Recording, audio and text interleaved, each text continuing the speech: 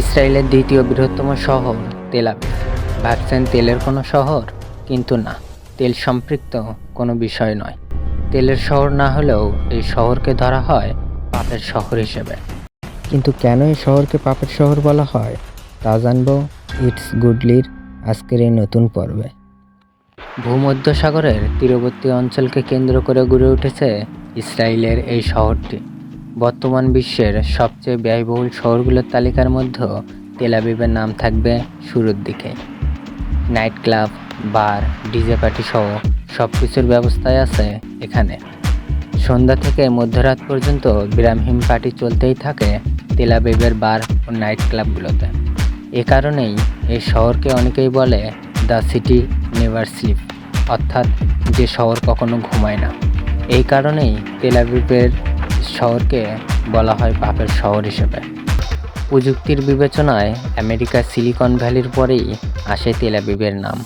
প্রযুক্তি কেন্দ্রিক বহু স্থাপনা গড়ে উঠেছে এই শহরকে কেন্দ্র করে। প্রায় হাজারেরও বেশি প্রযুক্তি কেন্দ্রিক স্থাপনা রয়েছে এখানে। আধুনিক রাস্তা, পার্ক, লেক, কৃত্রিম বনসহ নাগরিক জীবনের সকল সুযোগ সুবিধাই এখানে রয়েছে। আধুনিক পর্যটক ব্যবস্থা ও যাবতীয় বিনোদনের সকল সুযোগ থাকায় পর্যটকদের কাছে তেল আবিব অন্য এক মাত্রা পেয়েছে। তাই বছরের সাগরের তীরবর্তী এই শহরে 30 লক্ষেরও বেশি পর্যটক ভিড় করে। এছাড়াও এটি বিশ্বের অন্যতম গুরুত্বপূর্ণ অর্থনৈতিক কেন্দ্র হিসেবে পরিচিত। তেল আবিবের শহর প্রতিষ্ঠিত হয়েছিল 1909 সালে। এর আগে অটোমান সাম্রাজ্যের অংশ ছিল এটি। সেই সময় আহুজাদ বাইত নামে পরিচিত ছিল তেল আবিব। আহুজাদ বাইত এর অর্থ হলো বসতবাড়ি, অর্থাৎ দ্য ভিটামাটি। পরবর্তীতে বাইবেল থেকে অনুপ্রাণিত হয়ে নাম দেওয়া হয় তেল আবিব। বাংলা করলে যার অর্থ দাঁড়ায় বসন্তের তীলা। ইহুদি অধিবাসীরা আধুনিক আবাসন প্রকল্পের কথা চিন্তা করেই এর গোড়াপত্তন করেন। তবে তখন শহরটি গড়ে উঠেছিল ভূমধ্যসাগরের প্রাচীন বন্দর নগরী ও বাণিজ্যিক অঞ্চল জাফাকে কেন্দ্র করে। এখন পর্যন্ত জাফা তেল আবিবের সবচেয়ে পুরনো অংশ। 1947 সাল থেকে 1949 সালের ফিলিস্তিনের যুদ্ধের পর 1950 সালে জাফাকে অন্তর্ভুক্ত করে এর নামকরণ করা হয় তেল আবিব। বর্তমানে তেল আবিবের আয়তন 52 কিলোমিটার। 2001 সালের হিসাব অনুযায়ী প্রায় 4,60,000 মানুষ তেল আবিবে বসবাস করে। 1948 সালে এই শহর থেকে ডেভিড বেন গুরিয়ন ইসরায়েলের স্বাধীনতা ঘোষণা করেন।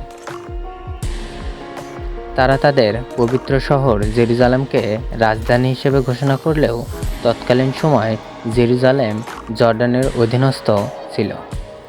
সেই কারণে ইহুদিরা তাদের রাজনৈতিক কর্মকাণ্ড চালাতে তেল আবিব শহরকে বেছে নেয়। 1967 সাল পর্যন্ত তেল আবিব ইসরায়েলের রাজনৈতিক রাজধানী ছিল। 2021 সালে 173টি দেশের মধ্য থেকে তেল আবিব ব্যয়বহুল শহরের তালিকায় শীর্ষে উঠে আসে। বিভিন্ন পণ্য সেবামূল্য বিবেচনায় এই তালিকা তৈরি করা হয়। ডলারের বিবেচনায় ইসরায়েলের মুদ্রার মান কমে যাওয়ায় এখানকার জীবনযাপনের খরচ অনেক বেড়ে গেছে। বিশেষ করে পরিবহন খরচ ও নিত্য প্রয়োজনীয় জিনিসপত্রের দামের ঊর্ধ্বগতি দেখা যাচ্ছে। তেল আবিবকে বলা হয় মধ্যপ্রাচ্যের মিয়ামি। এখানকার সমুদ্র দেখলে বলা মুশকিল তেল আবিব না মিয়ামি। বিশ্বের পার্টি করা দেশগুলোর কাতারে তেল আবিব থাকবে সবার আগে। শুরুতে ধর্মনির্ভর দেশ হলেও জাতি হিসেবে প্রতিষ্ঠিত হলেও পরবর্তীতে এখানকার মানুষ ধর্মচর্চা নিয়ে তেমন একটা আগ্রহ দেখা যায় না, বরং তাদের অধিকাংশ মানুষই ধর্মনিরপেক্ষ। এখানকার মানুষ আমোদ ফুর্তিতে এমনভাবে মেতে থাকে যে তারা রাজনৈতিক পরিস্থিতি ও অস্থিরতার কথা ভুলেই গেছে। এসব দিক বিবেচনা করেই অনেকের কাছেই পাপের নগরী বলে বিবেচিত হয় তেল আবিব এই শহরটিকে।